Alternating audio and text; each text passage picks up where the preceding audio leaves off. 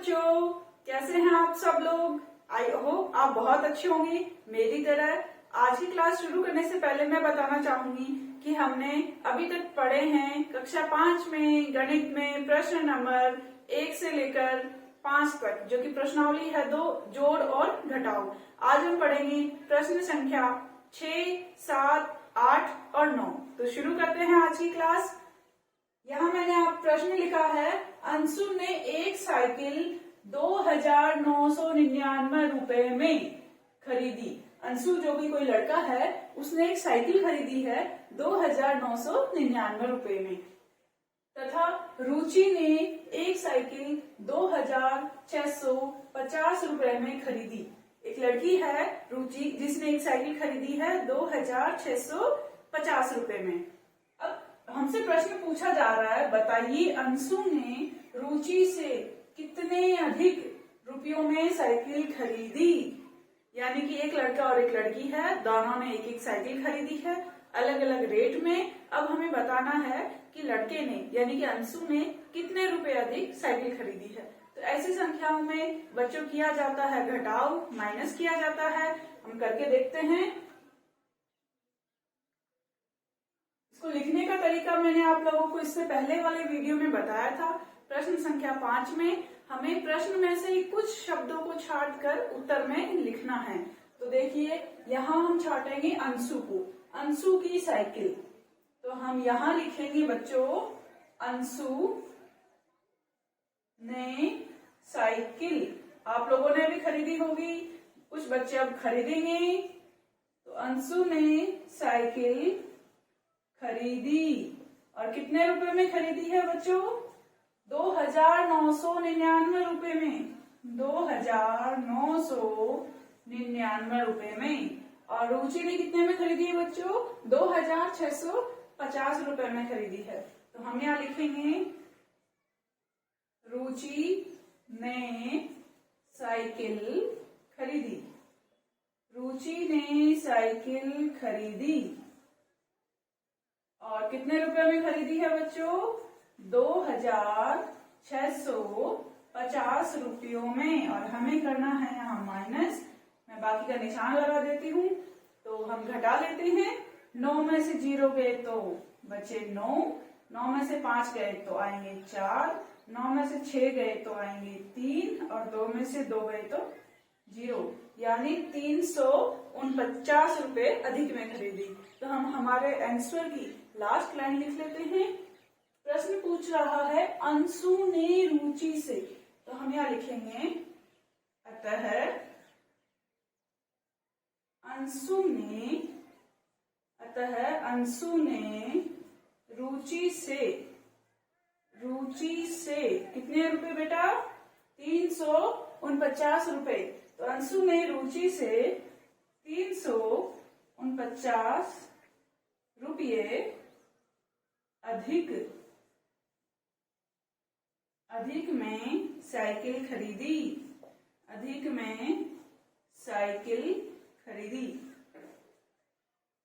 ये आप लोगों को समझ में आया होगा अच्छे से। हमें क्या करना है, देखिए यहाँ सबसे जब हम घटाते हैं तो एक चीज का ध्यान रखिएगा, सबसे बड़ी संख्या को ऊपर लिखा जाता है। अब बड़ी संख्या प्रश्न के सबसे ऊपर हो या फिर बीच में हो। जैसे कि अंशु ने और रुचि ने, प्रश्न पूछ रहा है अंशु ने रुचि से कितने अधिक में खरीदी। अगर अंशु की किसी भी वस्तु साइकिल का मूल्य अगर बीच में है तो हम उसको पहले लिखेंगे, यानी सबसे बड़ी संख्या को लिखा जाता है। तो ये हमने प्रश्न नंबर 6 लिखा। आप इसका स्क्रीनशॉट ले लीजिए एक बार। तो ये आपको समझ में आया। अब हम पढ़ते हैं 7वां प्रश्न। अब देखेंगे हम 7th क्वेश्चन। मैंने यहाँ लिखा है, दो संख्याओं का योगफल 7678 है। यानी कि कोई भी दो संख्याएं हैं बच्चों जिसमें दोनों का योग कितना है? 7678 है। यदि एक संख्या 4613 है, एक संख्या 4613 है, तो दूसरी संख्या बताइए। यानी कि हमारे पास कोई भी दो संख्याएं हैं, दोनों का योग दे दिया और एक संख्या का मान दे दिया। तो इसे तो आप आसानी से कर ही सकते हैं। मान लीजिए कि आपके पापा ने आपके पापा ने आपको और आपकी बहन को, यानी कि आप 2 भाई बहन हो, दोनों के आपके पापा ने आपको दिए हैं 500 रुपए। कितने रुपए दिए हैं बच्चों? 500 रुपए। अब पापा कह देते हैं कि 500 में से 300 रुपए तो दीदी के हैं। दीदी के कितने पैसे हैं बच्चों? 300 रुपए। 500 में से 300 तो देने हैं अपनी दीदी को। अब आपसे पापा पूछ रहे हैं कि बताओ तुम्हारे पास कितने बचेंगे, तो आप क्या करोगे? 500 रुपए में से 300 दीदी को दे दोगे, तो माइनस करोगे और फिर जो बचा वो आपका हुआ। कितना बच रहा है? 200 रुपए। ये आपके 200 रुपए बच रहे हैं बच्चों। ठीक वैसे ही हमको ये प्रश्न करना है कि हमारे पास 2 संख्याओं का योगफल है इतना, एक संख्या इतनी है, तो दूसरी संख्या बताइए। तो क्या करेंगे हम? लिखने का तरीका भी आप लोग सीखते जाइएगा साथ के साथ। यहाँ लिखेंगे 2 संख्याओं का योगफल। 2 संख्याओं का योगफल कितना लिख रखा है बच्चों? बताइएगा जरा। 7678। 7678। ये दोनों संख्याओं का योगफल है बच्चों। और अब इसके बाद हम लिखेंगे एक संख्या। एक संख्या कौन सी है हमारे पास? एक संख्या का मान। एक संख्या का मान कितना है? 4613। 4613। हम इसको घटा देंगे तो हमारे पास आ जाएगी दूसरी संख्या। घटाइए मेरे साथ साथ। 8 में से 3 गए तो बचेंगे 5, 7 में से 1 गया तो 6, 6 में से 6 गया तो 0 और 7 में से 4 गया तो 3।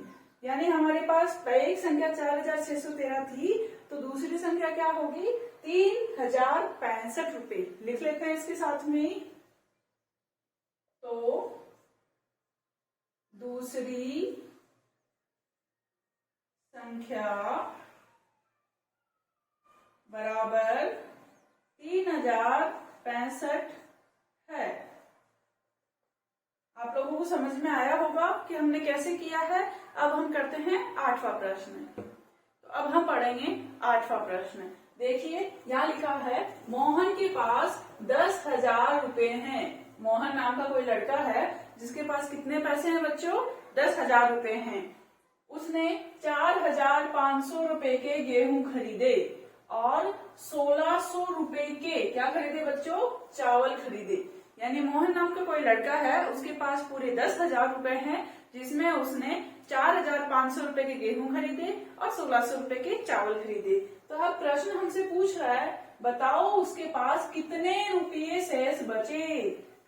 आपको पॉइंट मिल गया है। जैसा कि मैंने आपको बताया, जहां शेष लिखा हुआ आ जाए या 2 में से 1 का मान पूछना हो, कुल में से कितने बचे ये पूछना हो, तो उसमें हम करेंगे माइनस। तो हमें क्या करना है? इस प्रश्न में थोड़ा सा बढ़ाया हुआ है। कैसे?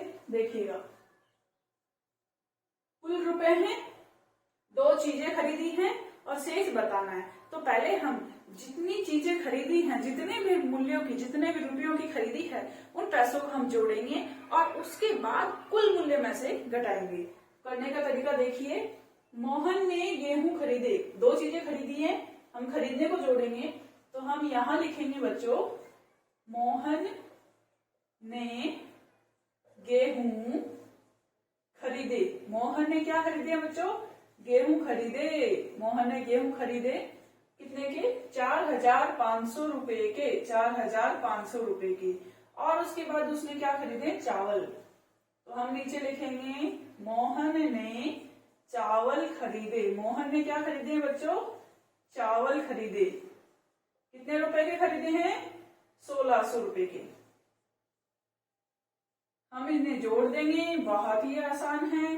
जोड़ तो आप लोगों ने देख ही ली होगी। और अगर अभी तक आप लोगों को जोड़ नहीं आती है, क्योंकि आप छोटी कक्षाओं में हैं, तो मेरे इससे पहले के बनाए गए वीडियो जरूर देखिएगा। आपको बहुत आसानी से हासिल वाली जोड़, साधारण जोड़, हासिल वाली बाकी या साधारण बाकी समझ में आ जाएगी।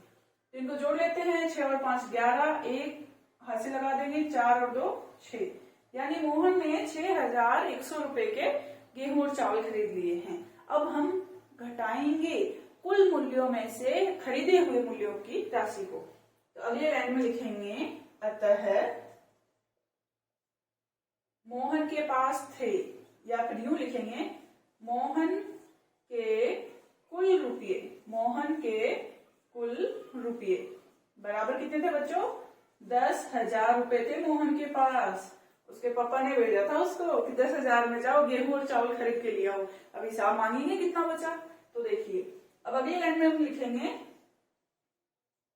कुल खर्च, क्योंकि देखिए बच्चों दो चीजें खरीदी हैं तो पैसा खर्च किया है, कितना किया है? 6,100 रुपए। तो हम यहाँ लिखेंगे 2 और 2 4 अंक है तो इनके नीचे ही हम लिखेंगे, इसके नीचे नहीं लिखेंगे।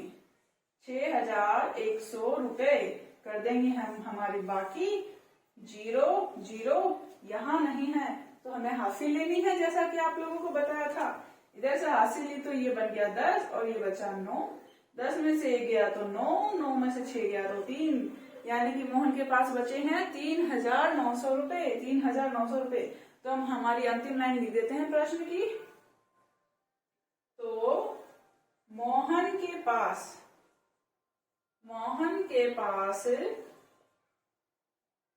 कुल 3,900, आगे रुपये जरूर लिखिएगा बच्चों, 3,900 रुपए शेष बचे। 3,900 रुपए क्या बचे बच्चों?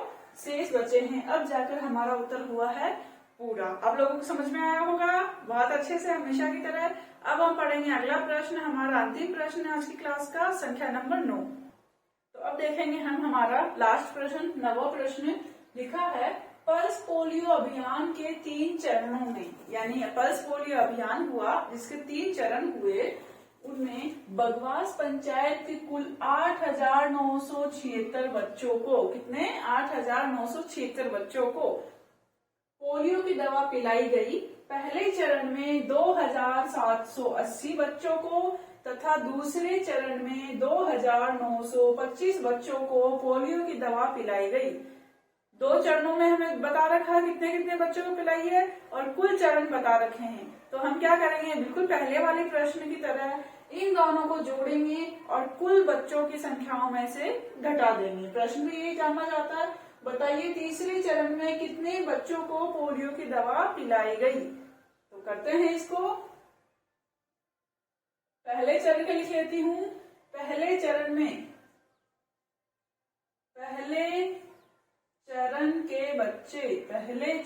के बच्चे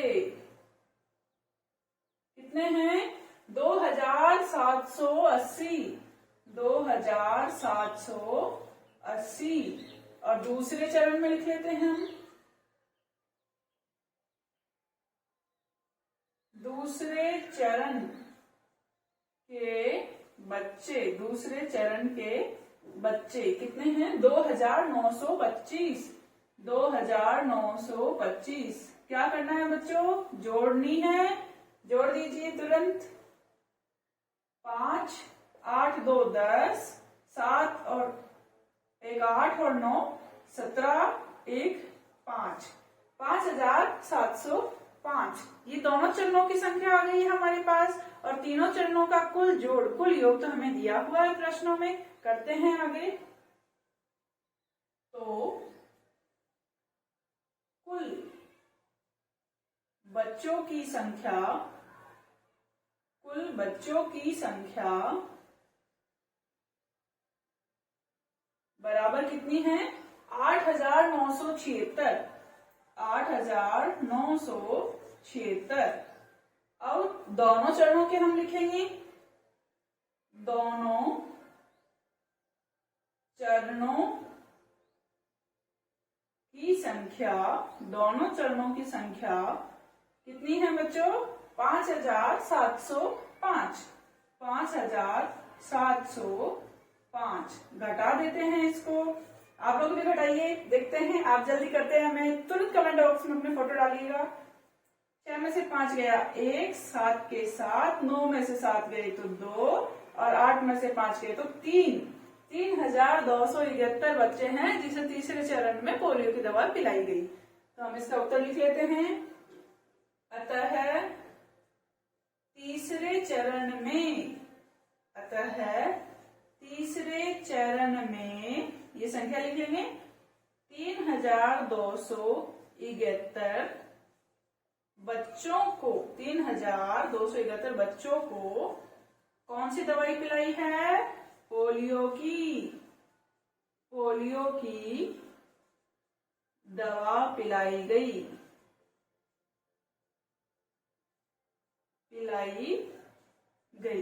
आप लोगों को समझ में आया होगा अभी तक? जब एक का मूल्य दे दिया जाता है और कुल जोड़ दी जाती है तो माइनस करेंगे, अलग अलग संख्याएं दी जाती हैं तो उनको प्लस कर देंगे, और अगर एक बड़ी संख्या कुल मूल्य देकर किसी 2 या 3 वस्तुओं की खरीद हमें बता दी जाती है तो उनको जोड़कर शेष मूल्य निकाल लेंगे। तो मुझे लगता है आप लोगों को हमेशा की तरह मेरी क्लास में बहुत मजा आया होगा। कल पढ़ते हैं हम प्रश्न नंबर 10 से लेकर 16 तक के। तो अपना ध्यान रखिएगा और रोजाना आपने पढ़ना है। Bye bye.